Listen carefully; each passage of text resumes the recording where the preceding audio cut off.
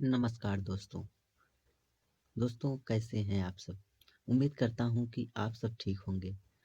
दोस्तों, आज तक हमने कंप्यूटर के प्रकार, कंप्यूटर के इतिहास के बारे में और उसके जनरेशन के बारे में पढ़ा। दोस्तों, आज हम डिस्कशन करने वाले हैं इस वीडियो में कंप्यूटर कितने प्रकार के होते हैं। तो चलिए देर ना करते हुए शुरू करते हैं आज की इस वीडियो को। कंप्यूटर के प्रकार, टाइप्स ऑफ कंप्यूटर। दोस्तों, कंप्यूटर को मुख्य रूप से 3 भागों में बाँटा गया है। नंबर 1, अनुप्रयोग के आधार पर कंप्यूटर। अनुप्रयोग के आधार पर कंप्यूटर को 3 भागों में बाँटा गया है। Number 1, analog computer. Number 2, digital computer. और नंबर 3, हाइब्रिड कंप्यूटर। दूसरा है दोस्तों, उद्देश्य के आधार पर कंप्यूटर के प्रकार। उद्देश्य के आधार पर कंप्यूटर को 2 भागों में बाँटा गया है। नंबर 1 है जनरल पर्पज कंप्यूटर, समान उद्देश्यीय कंप्यूटर जिसे कहते हैं। दूसरा है स्पेशल पर्पज कंप्यूटर, जिसे कहते हैं विशिष्ट उद्देश्यीय कंप्यूटर। ये है उद्देश्य के आधार पर 2 कंप्यूटर बांटे गए हैं। और तीसरा है आकार के आधार पर कंप्यूटर के प्रकार। दोस्तों, आकार के आधार पर कंप्यूटर को मुख्य रूप से 5 भागों में डिवाइड किया गया है, जिसमें से पहला है माइक्रो कंप्यूटर, दूसरा वर्क स्टेशन और तीसरा है मिनी कंप्यूटर और चौथा है मेन फ्रेम कंप्यूटर और पांचवा है सुपर कंप्यूटर। दोस्तों, आकार के आधार पर मुख्य रूप से यही 5 कंप्यूटर को बांटा गया है। दोस्तों, आप लोगों से हाथ जोड़कर निवेदन है, अगर आप लोग हमारे चैनल को अभी तक सब्सक्राइब नहीं किए हैं तो लाल बटन दबाकर सब्सक्राइब करें और बेल का आइकन दबा दीजिए, जिससे कोई भी वीडियो मैं अपलोड करूं तो उसका नोटिफिकेशन आप तक जरूर पहुंचे। चलिए दोस्तों, आगे बढ़ते हैं। अनुप्रयोग के आधार पर कंप्यूटर के प्रकार। दोस्तों, अब हम इस कंप्यूटर के विस्तृत रूप को देखेंगे कि अनुप्रयोग के आधार पर जो कंप्यूटर बांटे गए हैं उसकी क्या क्या विशेषताएं हैं और उसके कार्य क्या हैं। नंबर 1 है एनालॉग कंप्यूटर। एनालॉग कंप्यूटर एक ऐसी मशीन है जो आंकड़ों की एक भौतिक मात्रा जैसे दाब, ताप, लंबाई, ऊंचाई आदि को दर्शाता है। यह आंकड़े सतत मतलब लगातार परिवर्तित होते रहते हैं। इस कंप्यूटर की कार्यक्षमता तेज होती है। इनका परिणाम हमें ग्राफ आदि के रूप में प्राप्त होता है। एनालॉग कंप्यूटर आंकड़ों स्टोर नहीं कर सकता। इनका उपयोग तकनीक, विज्ञान, शिक्षा आदि क्षेत्रों में किया जाता है। थर्मामीटर एक एनालॉग कंप्यूटर है दोस्तों, जिससे बुखार नापा जाता है। उसको वो जो थर्मामीटर होता है वो एनालॉग कंप्यूटर के अंतर्गत ही आता है। अब आगे डिजिटल कंप्यूटर। दोस्तों, दूसरा है डिजिटल कंप्यूटर। यह कंप्यूटर एनालॉग कंप्यूटर से भिन्न होता है। एक कंप्यूटर जो सूचनाओं को अंकीय रूप से प्रोसेसर करता है उसे डिजिटल कंप्यूटर कहा जाता है। डिजिटल कंप्यूटर सूचनाओं को अंकीय रूप में दर्शाने के लिए बाइनरी सिस्टम 0, 1। दोस्तों, ये बाइनरी डिजिट है 0 और 1। इसी के आधार पर कंप्यूटर काम करता है का इस्तेमाल करते हैं। एक कंप्यूटर गणितीय तथा तार्किक कार्य करने में सक्षम होते हैं, जैसे एक कैलकुलेटर। ये एनालॉग कंप्यूटर से कुछ धीमे लेकिन परिणाम में अधिक शुद्ध होते हैं। डिजिटल कंप्यूटर सूचनाओं को स्टोर कर सकते हैं।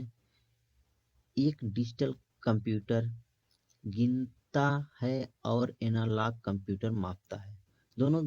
दोस्तों, दोनों में यही अंतर है कि जो डिजिटल कंप्यूटर होता है वो केवल गिनती करता है और एनालॉग कंप्यूटर वो गिनने के साथ साथ मापता भी है। अब आगे दोस्तों तीसरा है हाइब्रिड कंप्यूटर। हाइब्रिड कंप्यूटर एक कंप्यूटर एक एनालॉग कंप्यूटर तथा एक डिजिटल कंप्यूटर की विशेषताएं लिए होते हैं।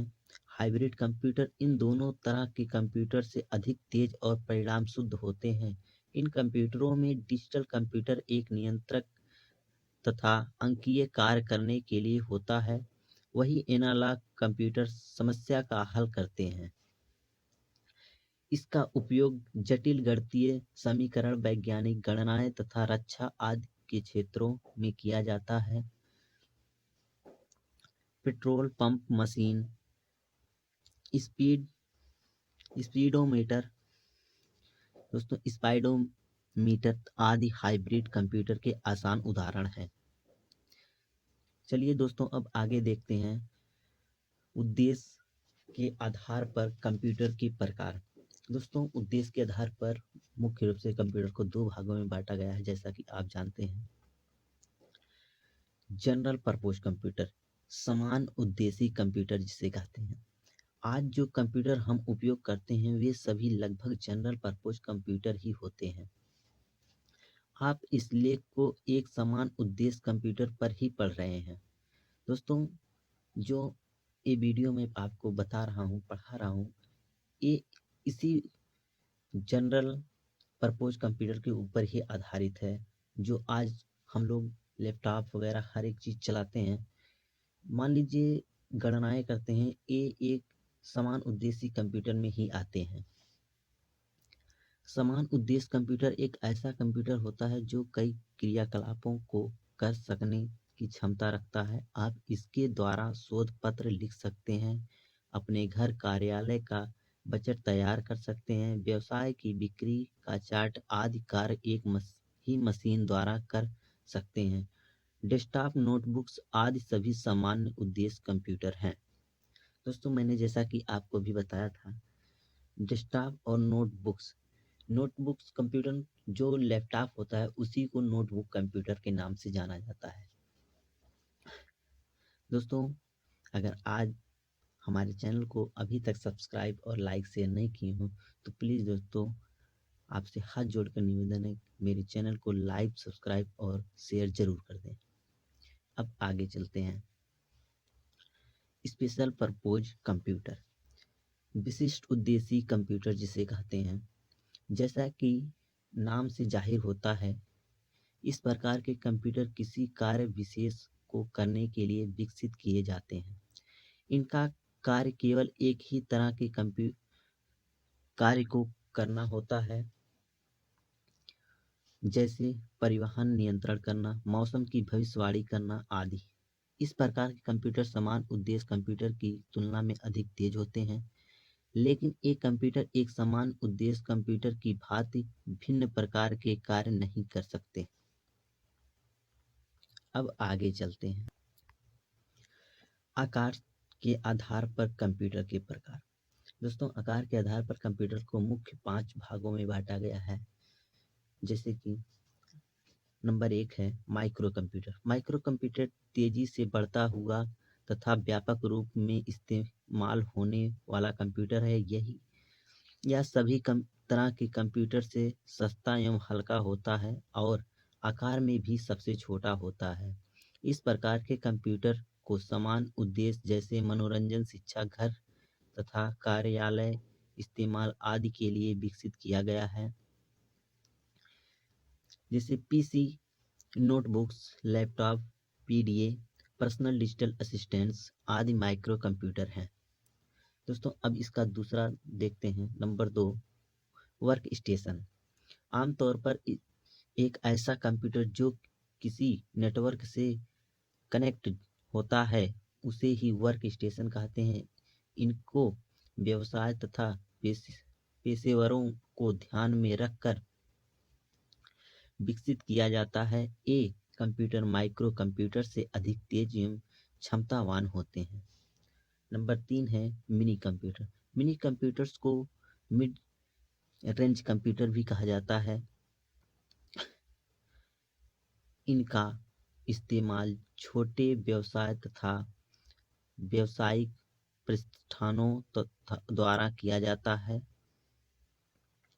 मिनी कंप्यूटर को सिंगल यूजर के लिए विकसित नहीं किया जाता है। इनको एक कंपनी के द्वारा अपने एक विभाग विशेष में किसी कार्य विशेष को करने में उपयोग किया जाता है। अब आगे देखते हैं नंबर 4, मेन फ्रेम कंप्यूटर। एक मेन फ्रेम कंप्यूटर ऊपर वर्णित सभी कंप्यूटर से अधिक तेज तथा क्षमतावान होता है। इसका इस्तेमाल सरकारी प्रतिष्ठानों, बड़ी-बड़ी कंपनियों द्वारा आंकड़ों को संग्रहित करने के लिए किया जाता है। ये कंप्यूटर आकार में बहुत बड़े होते हैं। दोस्तों, जो मेन फ्रेम कंप्यूटर होता है, जैसे नोटबुक कंप्यूटर, डेस्कटॉप कंप्यूटर, इन सबसे बहुत तेज काम करता है और इन सबसे बड़ी आकार में भी बड़ा होता है। और नंबर 5 है सुपर कंप्यूटर। सुपर कंप्यूटर मानव द्वारा निर्मित अब तक का सबसे तेज और शक्तिशाली कंप्यूटर है। ये कंप्यूटर आकार में बहुत विशाल एवं खर्चीले होते हैं। इनका उपयोग बड़े संगठनों द्वारा शोध कार्य, मौसम भविष्यवाणी तकनीक आदि कार्यों में होता है। सुमित सुपर कंप्यूटर अब तक का सबसे तेज सुपर कंप्यूटर है, जिसे अमेरिका में बनाया गया था। भारत ने अपना पहला सुपर कंप्यूटर परम 8000 सन 1991 में बनाया था। परम कंप्यूटर को भारत सरकार की एक संस्था सीडैक ने विकसित किया था। परम के बाद भारत में बहुत सारे सुपर कंप्यूटर बन चुके हैं और कई तो टॉप 100 सुपर कंप्यूटर्स में भी शामिल हैं। भारत का सबसे तेज super computer Pratyush and Mihir है। दोस्तों, उम्मीद करता हूँ आज का वीडियो आपको समझ में आया होगा। अगर दोस्तों अभी तक आप लोगों ने हमारे चैनल को लाइक, शेयर और सब्सक्राइब नहीं किया है, तो प्लीज़ दोस्तों, आप लोगों से हाथ जोड़ के निवेदन है कि आप लोग हमारे चैनल को सब्सक्राइब करें और बेल आइकन को ज़रूर दबा दें, ताकि कोई भी वीडियो मैं जब भी अपलोड करूं तो उसका नोटिफिकेशन आपको मिल जाए। दोस्तों, आज का ये वीडियो आपको कैसा लगा कमेंट बॉक्स में ज़रूर बताइएगा। नमस्कार दोस्तों।